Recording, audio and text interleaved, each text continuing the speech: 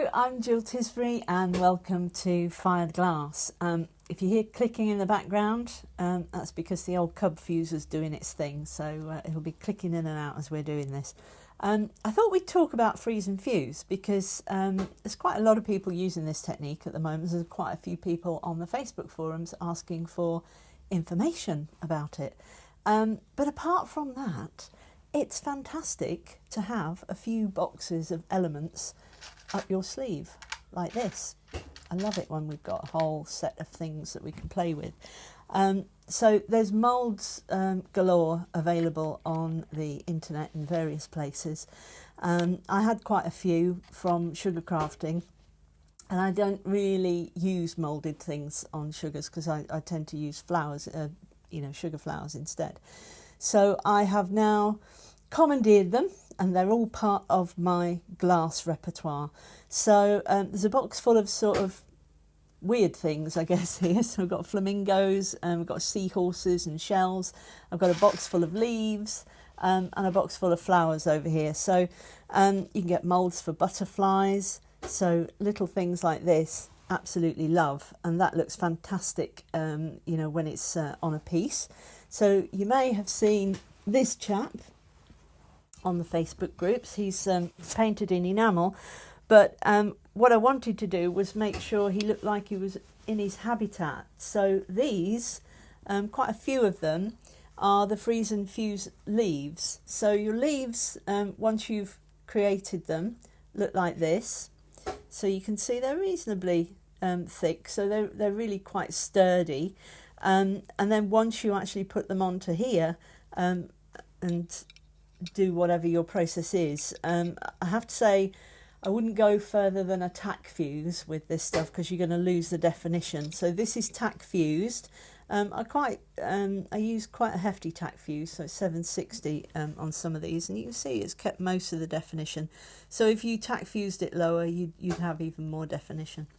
But they're really useful for making it look like realistic foliage on there. So that's how you use them. That's, as I say, what they look like once they come out of the mould. What we're going to do today is actually fill this mould. So this is a project I wanted to do for a long while, is an aquarium lantern. So that's coming up. So don't forget to subscribe and hit the little bell icon, because you'll actually see that in a few weeks.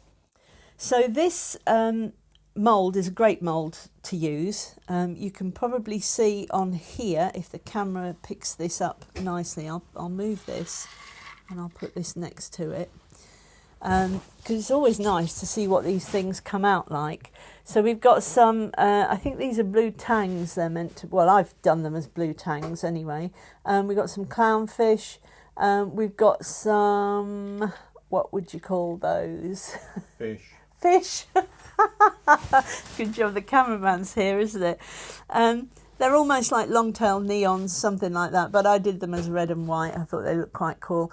And then at the top of this mould, you've got this sort of seagrass and seaweed. Now, you can probably see here, when you've got a mould with things like this that are really fine, this one's great because it's come out in one piece. This one hasn't. Most of the pieces snapped when I took them out of the mould because they're really quite thin in places.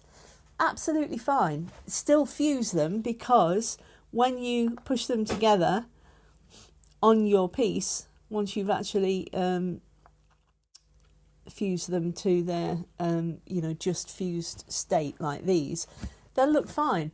The other thing is, I got one of these seahorses out, and you can see what happened. Because his tail is very thin, it's broken. Either as I've took him out the mould, I think it was when I took him out the mould to actually put him in for his first fusing. So let me see, what have I got? I've got a little tin of these over here. So you can see, maybe a bit thicker. Once we start using him, he would be wrapped around some sort of weed. So I probably have some stringers that are thicker than that. So I'd probably have these on here And it's fine that his tail's broken because you're not really going to see it once you've got him tangled around the weeds.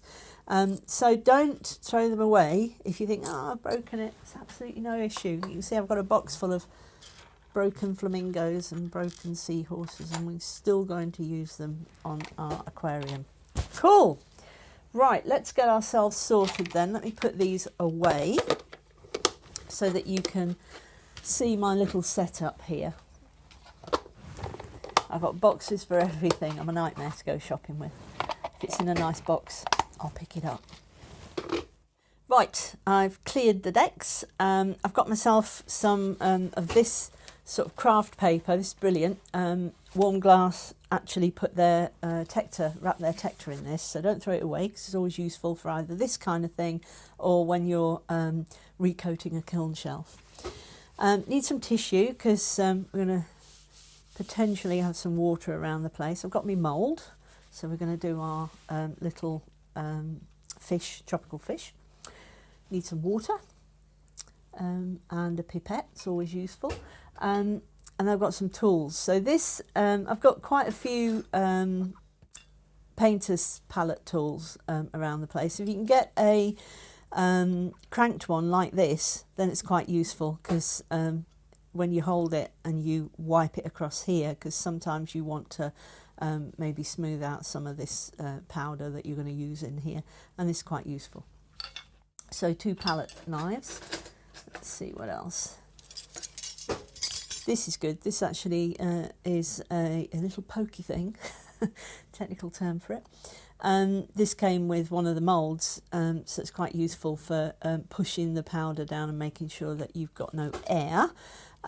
If you haven't got these, which are frit shovels and tweezers that are available from most glass suppliers, if you haven't got those, then get a hammer and some cheap spoons. And I spoke nicely to my husband, who made me a whole set of these things. So this is great for directing things, and this is great just as a shovel to put frit or powder in. So yeah, if you haven't got one of those, this is brilliant. Cheap spoons, hammer, make the shape you want. I've also got a set of these. These can be quite useful. It's tiny little spoons. I think they came from Amazon at some point, and a paintbrush.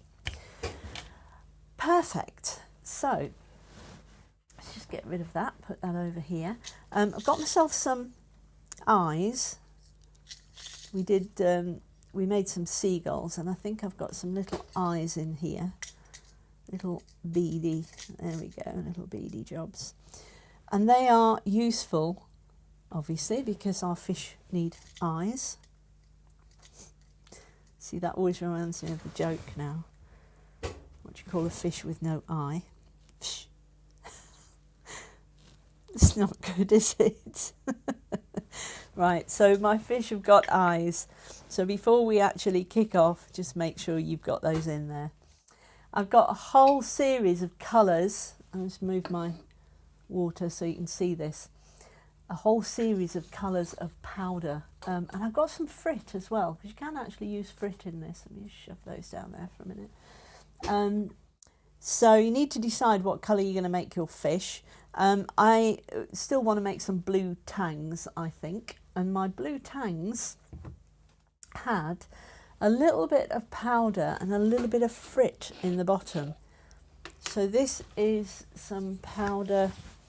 I need my mask. So obviously when you're working with powders, ideally you want a N95 mask. I'm going to put this on because then you can hear me rather than it being so muffled. I'm going to get steamed up glasses as ever. So the powder, this is just normal opal powder, just red opal powder. And what I'm going to do is just get a paintbrush worth of that and just pop that in the bottom. I'm going to show you one of these fish because the technique for all of them is exactly the same. A little bit more, just a tiny bit more. And I'm just going to paint that. Oh, his eye's fallen out. because I think you can probably see there's a little bit of texture in the bottom of this mould. So I want this to drop into the texture. Now I'm not going to put my water in at this point, because what tends to happen is that this powder is so fine that the powder gets sucked into the surface tension of the water, and it would just sort of bring all of that powder into one globule in the middle. So I'm not quite going to put my water in. I'm going to put a tiny bit of frit. So this is fine, transparent frit. So this fish is going to be a bit more red on it than the others. Maybe it's the male version. Who knows? See all these stories that you make up for these things. So I've got dense white. I had clear somewhere. Crystal clear. There we go. I'm just going to put a little bit of crystal clear in the bottom for the fin. So you don't need very much at all, as you can see. This has got a little pectoral fin there.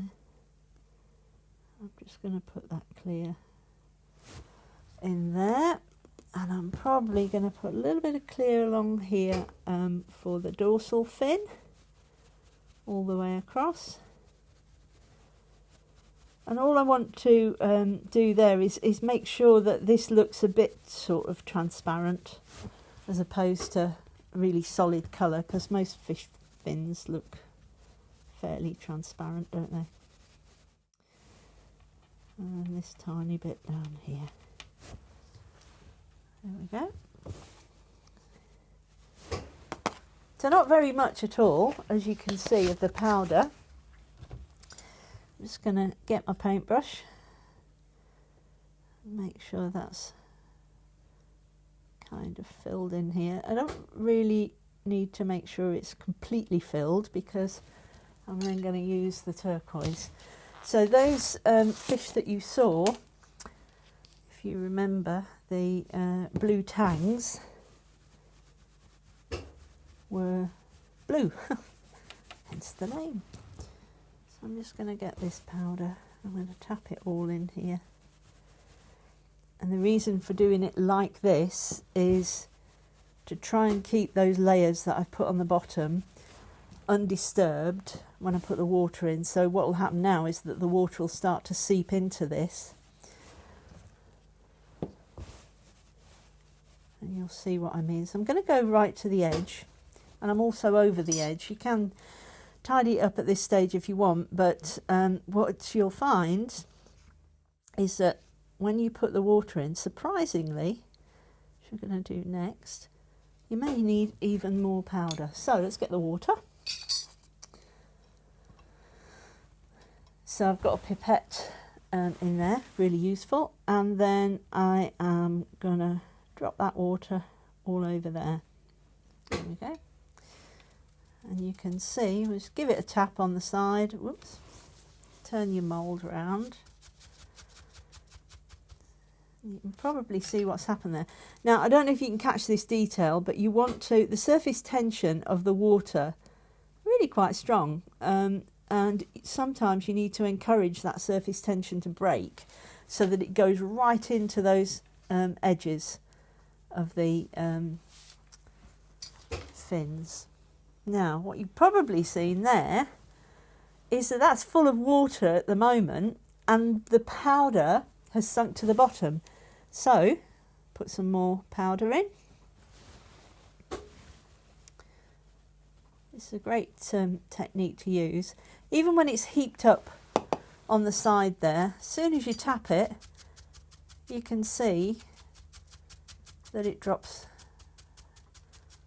out to the bottom. So we'll get a bit of tissue.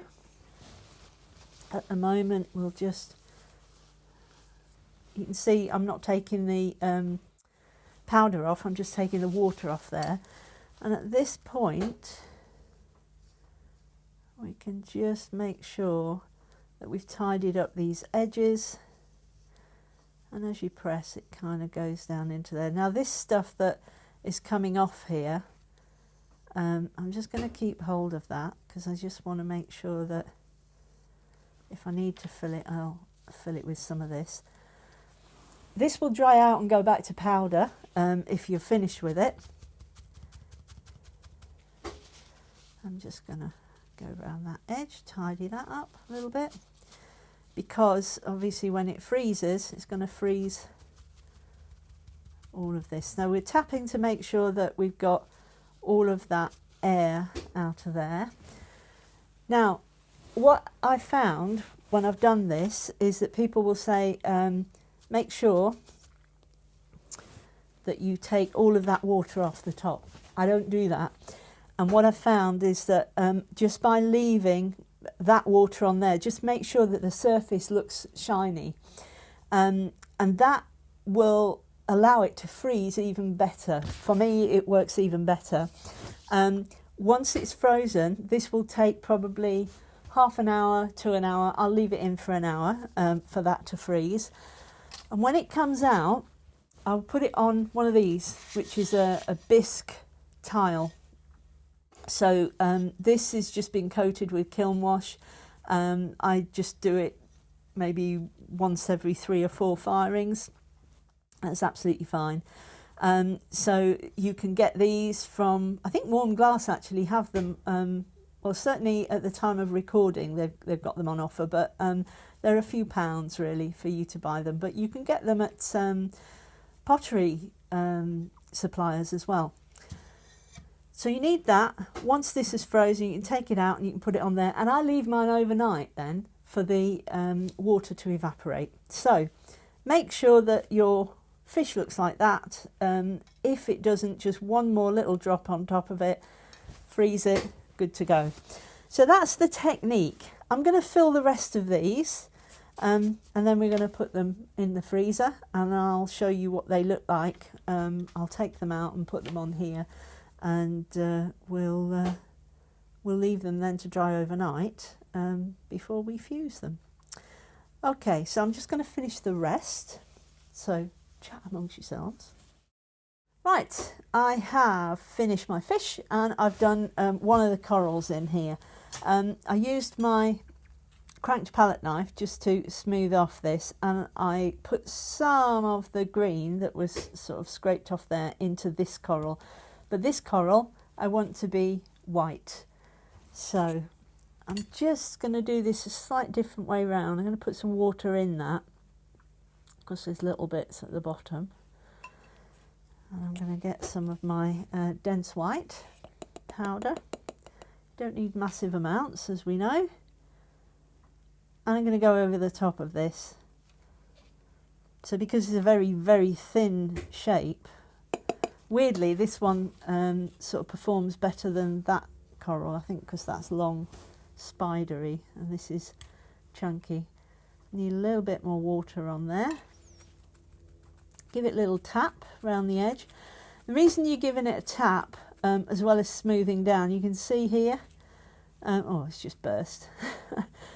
You want the air bubbles to come out, because sometimes that surface tension holds on to the air bubbles. So this thing, you could use a knitting needle, a crochet needle probably, something like that. Well, not a crochet hook, but you know, some cable needle, that's what I'm looking for. So give that a little tap. If you lift it up, let it drop, that's fine. Get my tissue and just lay that gently on the top. It doesn't take the powder, it takes the water. And then you can just give that a little flatten down, just to make sure it's all covered.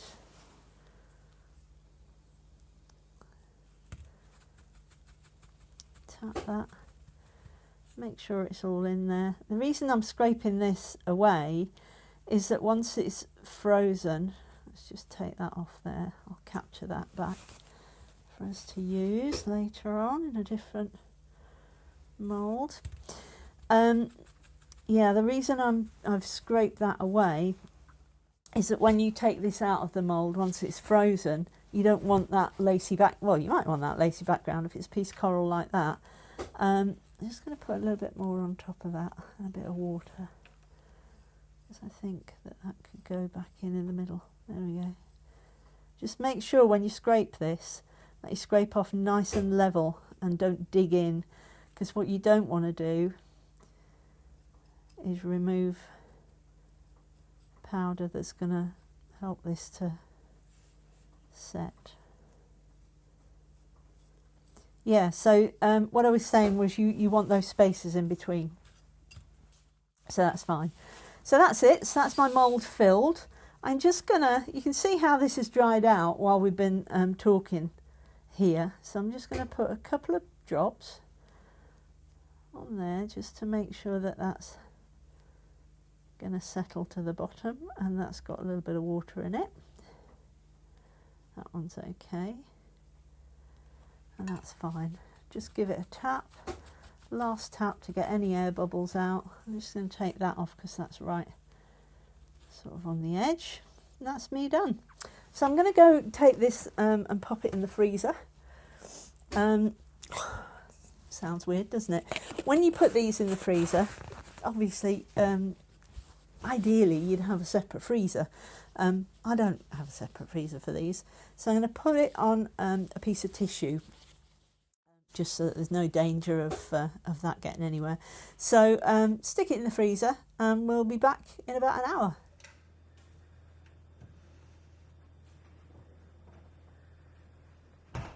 It's been about an hour roughly, and you can see as I bend this, so you want to be quite careful when you do it, that you don't snap any of the really thin bits off. There we go. Pick this out and pop it on your bisque tile. There we go. I don't know what's happened to his eye. It's obviously sunken back in. That's absolutely fine. You could always put an eye on once you start to fuse it. So just gently ease them out. There's the other tang. Oh look, he's got a nice eye in there. Then we've got our clownfish. So if you've got any bits like this, this is the lacy stuff that I talked about. Just gently, if you can, just sort of flick that off the edges. Well, they're going to look nice, look. Take this side out. If you can't flick that lacy stuff off, then it's easy to get off once you have actually fired your fish. So these may look like long-tail neons when they come out. Just be careful how you do it. It's like Christmas, isn't it, opening these? So it can go on there. If you space these so that you've got obviously enough space around them so that they're not going to fuse into one another, you can put them wherever you like. At this stage you can shift them. You can't if you're going to leave them overnight. Now these are the tricky ones to get out, and already this has started to crack. So you could either leave this a tiny bit longer, or you could see if you can ease it out. If they do crack, like this bit here, I'm just going to ease this one out, and I'm going to fuse them all separately, because as you saw at the beginning, there we go, you can put it back together, and you can maybe put a little bit of powder over the top of it, and it'll be fine. You could try and push it together there and see if it'll fuse. It may well do. Just be really gentle. It's where the fronds get really thin at the bottom there. Just roll that over and let it release itself almost. Just push it up with your finger. Oh, that was pretty good actually. Now I'm not going to bother about these lacy bits in between here, because I'm actually going to get those to, oh, the top bit came off. There you go. I'm going to get those to come off when I've finished. I'm going to move that to there. I'll move that to there, and this bit just turned over. So We'll see if it fuses together. Sometimes it does. Sometimes it doesn't. Let me get some tweezers there just to shift that into place. And there's some tiny, tiny little bits left in there, which may come out, they may not. Oh, that end bit comes out, so let's fuse that. And that end bit, no, that's not going to work. That's going in my pot of meadow mix stuff. I think I might have already broken this one.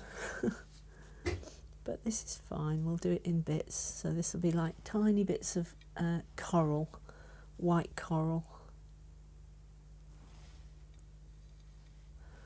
So we'll put this back together.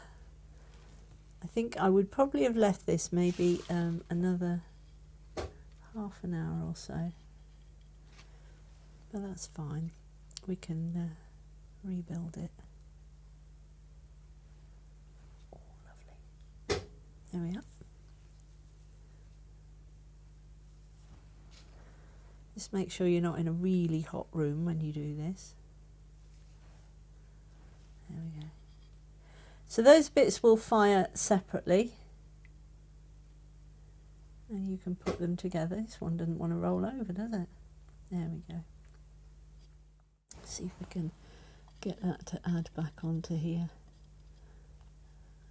Lovely.